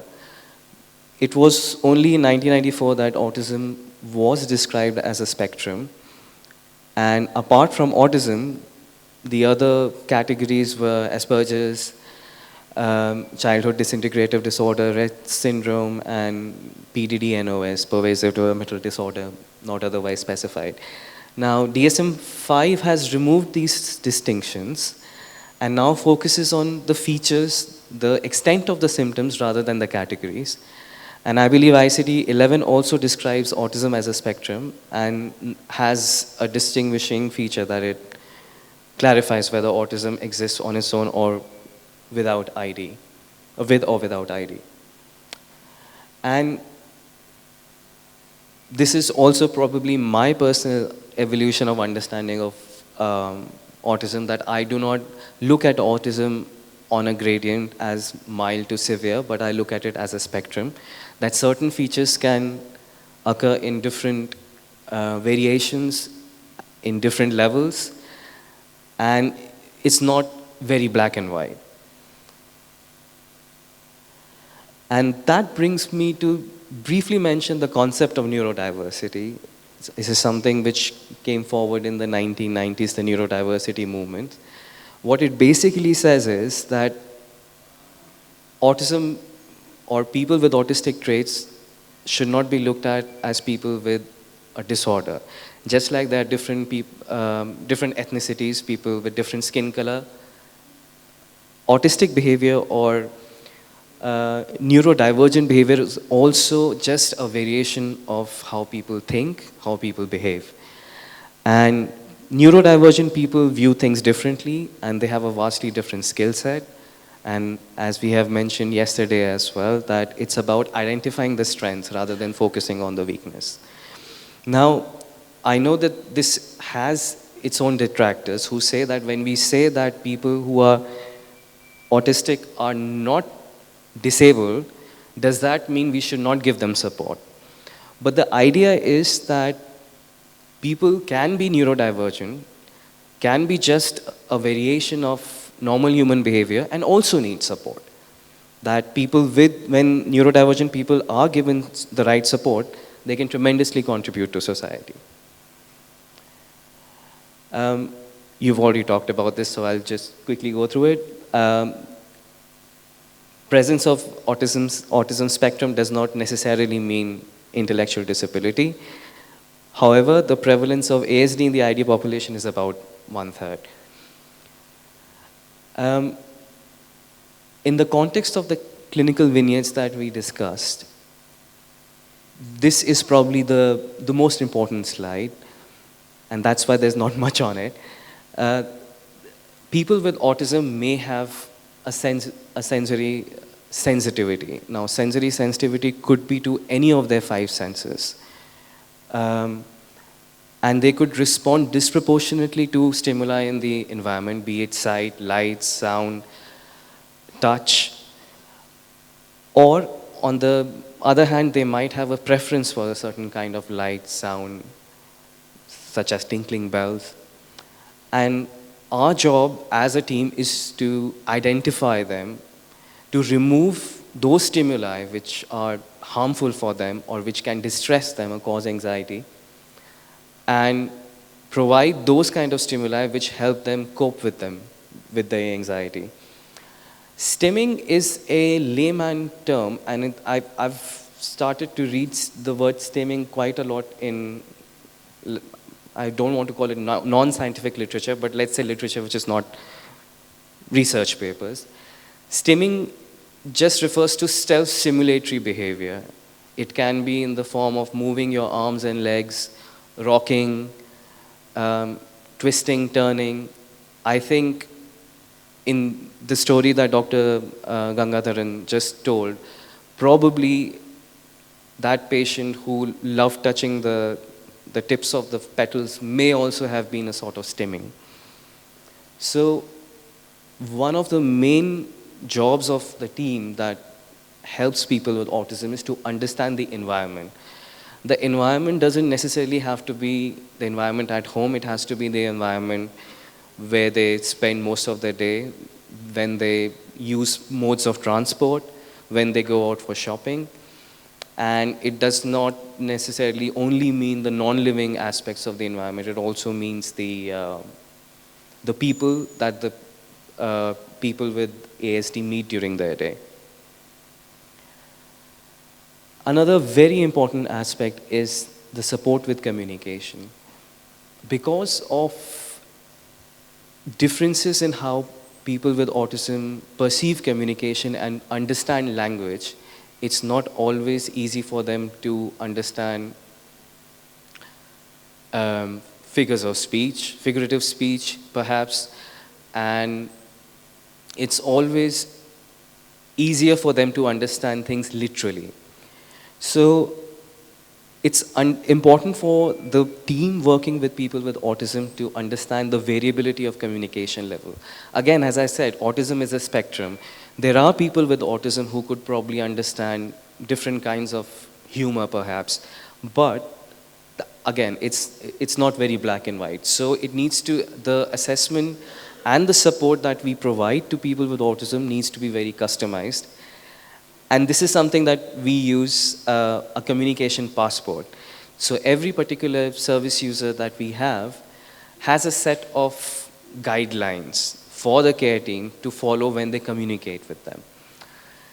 And we rely tremendously on our speech and language therapists. Apart from helping with verbal communication, we also use something which is known as accessible information or easy reads, which simplify information into pictures and very simple text so that it's easier to understand. And Makaton is a simplified version of sign language. Although there are similarities between British Sign Language and Makaton, Makaton is something that is universal. It does not vary throughout the world. It's the same. So Makaton in India will be similar to Makaton in the UK. And I believe there are about 80 countries worldwide where Makaton has been standardized. With the help of the nursing team, the other thing that we do is a behavioral analysis and positive behavioral support. Essentially what this is understanding behaviors, especially what we call behaviors that challenge or undesirable behaviors. Why do they happen? What happens immediately before they take place? Are there any risk factors that make the service user more susceptible to do those behaviors again and again? And how we can change that? A lot of work goes into that, and PBS happens over a period of weeks and months. It's again, I would say, is sort of a living document. We try and understand the service user. We take our own time. We keep changing things. And ultimately, the hope is that we arrive to a point where we understand why the behaviors happen. And if there are risk factors, we remove them and prevent them from happening in the first place. Autism can happen with so many other mental health conditions. So it's important that there is help at hand that can identify them and treat them. People with autism should have access to other members of the multidisciplinary team, to the GP, to various activities outside the zone of health per se. And help at hand should be available for people who have physical health problems or physical disabilities as well. We've already talked about this quite a lot yesterday when we talked about rehabilitation, so I won't spend a lot of time on this. But an important aspect of the support for people with autism is also providing support for the people around them. And sometimes the best strategies to help with behaviors actually come from the families because they know their family member the best. So it's also important for the MDT to learn from the family.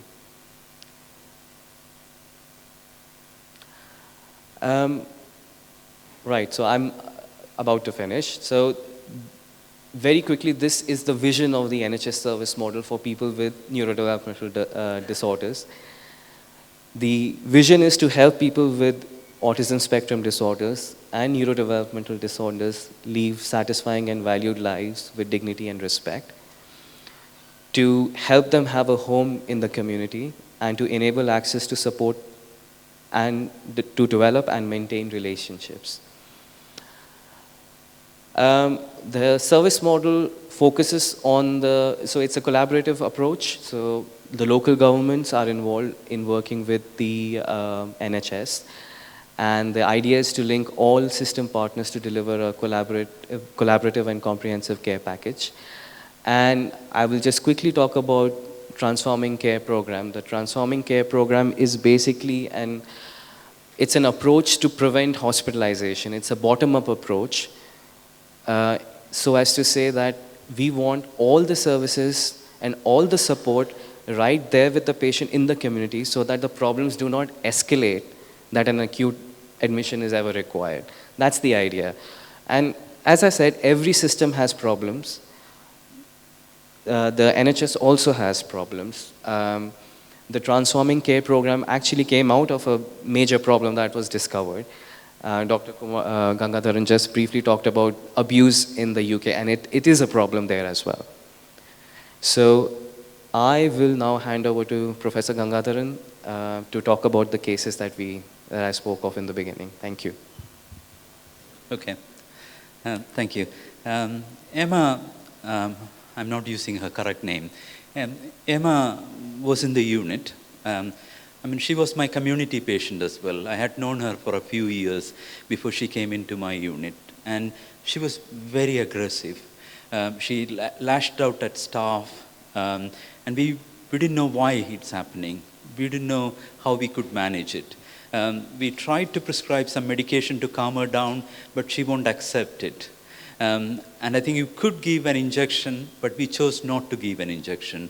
Instead, we tried to find out what the triggers for those aggression were. So every incident, if there is an aggression, that is an incident, she couldn't cope with it. She actually felt very frustrated and she lashed out. So we had to make a decision to move her from the ward to a side area away from the ward, which is quieter, and put extra staff to support her within that area. In UK, that is resource intensive. So that means you have to have more staff. So you have to convince the managers that we need to have more staff, and that's the right thing to do. And then we have to have law. If someone is kept away from other people, that's against the law. So you have to actually apply certain legal framework, get the approval for that. So we managed all those things and moved her away. And that significantly reduced the aggression.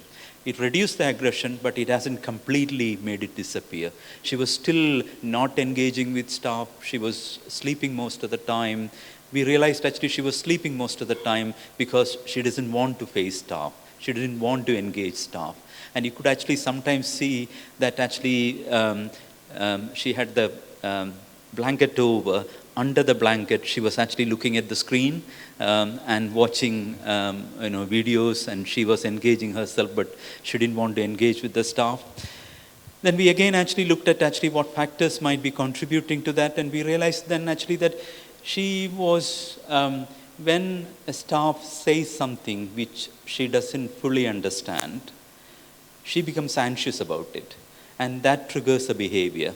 And then she said, no, that staff, Catherine told me this, but Mary, when she came on duty, she told me this. They're not saying the same, so it's not consistent. Even if actually a minor variation, she couldn't accept it because there are two people talking differently. I don't know what's happening.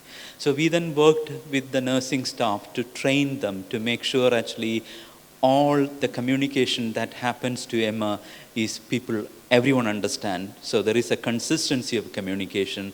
There is accessible information using pictures given to her. So these two measures made it a bit easier. Behavior is a bit better.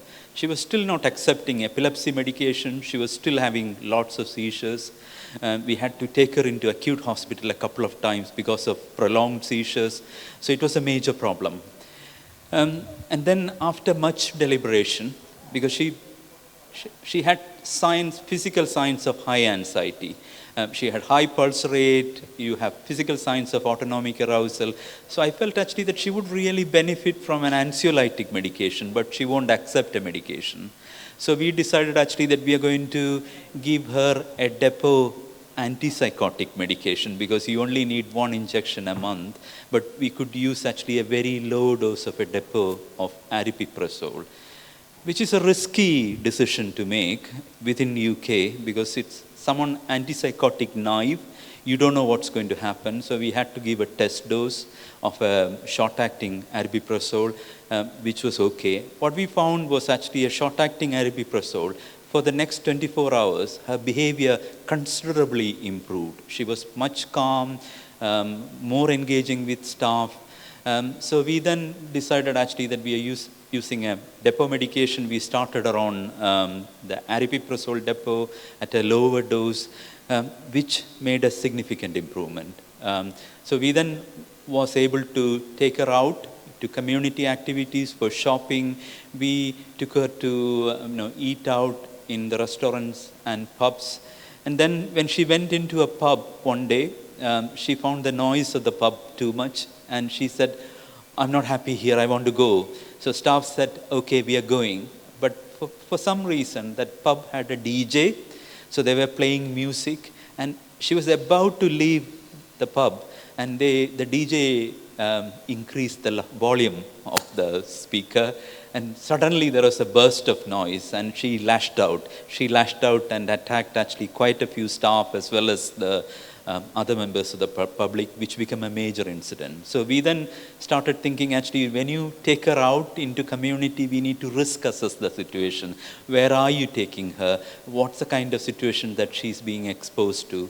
And making sure actually she can leave a situation whenever she feels uncomfortable. So with all those measures, a combination of medications and other approach, which includes the sensory approach, she's relatively stable within our unit, and we are actually planning her discharge.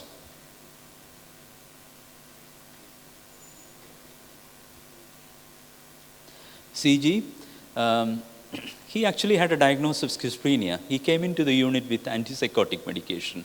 Diagnosis was made actually when he was, I think, 14 or 15. And by the time he came, he was in his 20s, early 20s. So he had been on medications for about a few years, significant side effects. So parents were not very happy with the medication. So we decided with parents, we are going to withdraw the medication, which was a significant step. So we withdraw his antipsychotic medication. And he was much more alert, calmer. So we thought, oh my God, we cracked it. He was fine. So we were actually getting ready to discharge. He started withdrawing. Then I had doubt, have I missed a diagnosis of schizophrenia in addition to the autism he has?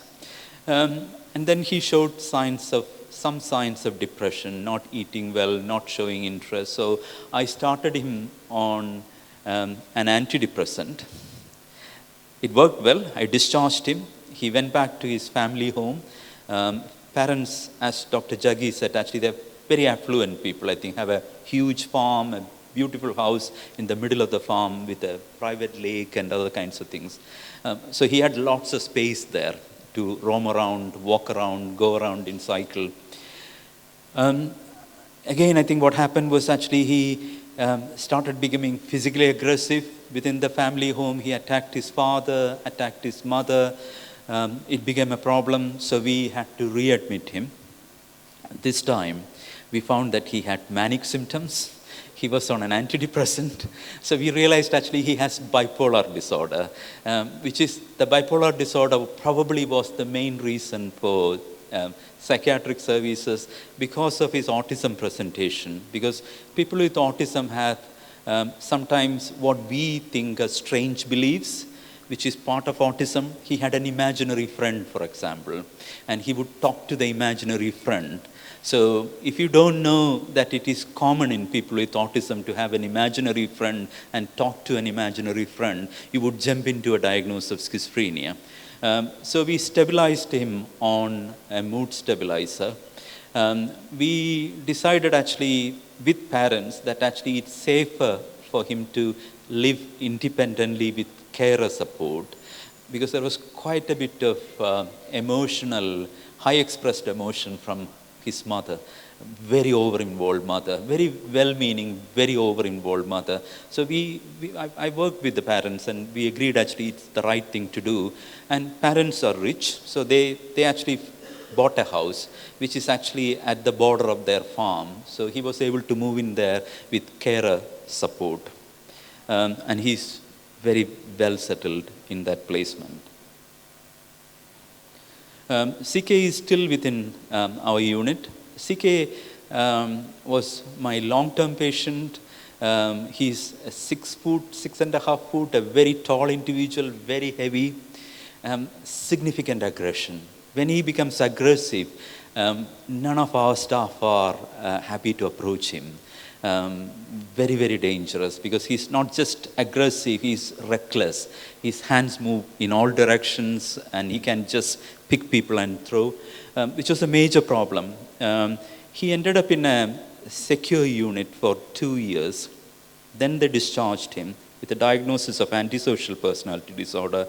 Within a week, he attacked the carer, wrecked the place. He ended up back into hospital, and this time he came into our unit. For the first time, we made a diagnosis of autism within him, because we started seeing features of autism. We took a developmental history corresponding to autism. In addition to autism, have people heard of pathological demand avoidance, which is a variant of autism? The main problems, anyone placing demand on the person, come on, let's do this job, or come on, let's do this thing. That's actually a major stress for this person. That's the particular feature of PDA, pathological demand avoidance. So we identified that, and then we developed a management plan for how you support a person with PDA, how do you behaviorally approach them. We trained the staff. And we revised the diagnosis. We removed the personality disorder diagnosis. We started him on a very low dose of sertraline, which is more of an anxiolytic than an antidepressant, which was somewhat about 20% useful. I mean, there was some reduction in anxiety, but more what he found useful for structure, good communication, understanding his sensory needs. He's very stable. He's waiting to be discharged.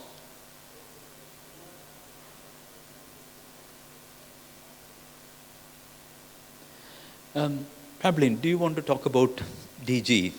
He's your patient, isn't it? We looked back at the incident which actually led to his incarceration. He had a family friend, a female family friend, who had told him that, yes, I'm there for you. I'll help you whenever you need me. Now, what people around him didn't know, and none of his team members knew, that he was autistic. And he took that sentence very, very literally. I'm there for you means you're there for me whenever I need you to be. So he started going into the property of that particular family friend.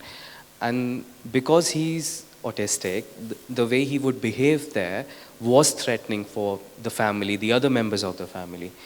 And then police complaints were made, they were verified, investigated, and then he was given an 18-month prison sentence.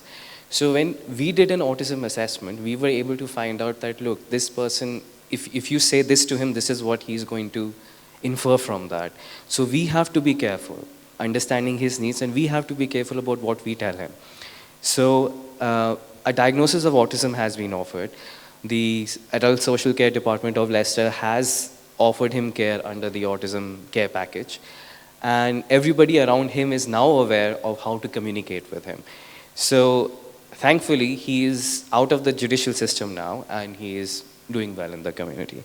That's all. You want to close? What we wanted to highlight was we are becoming increasingly aware of people with autism.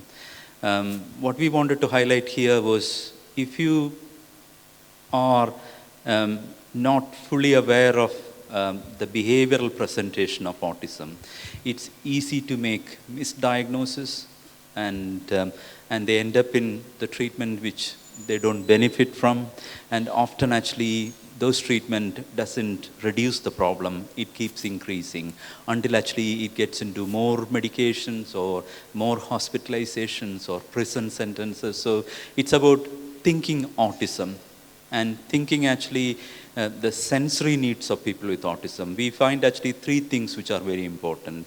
One is identifying the sensory needs of the person and managing it.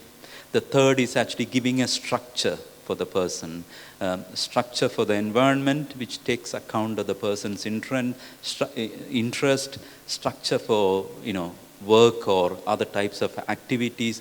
The third one is actually people around him are able to communicate to him or her in a way that he understands. The needs of people with autism are different, but these are the fundamentals.